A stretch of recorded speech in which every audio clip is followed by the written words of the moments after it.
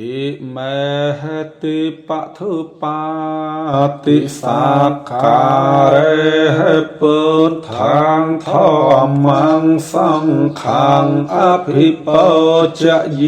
มิเมตตาเปตาตินังกุณวันตานันจะไม่หังจะติคาร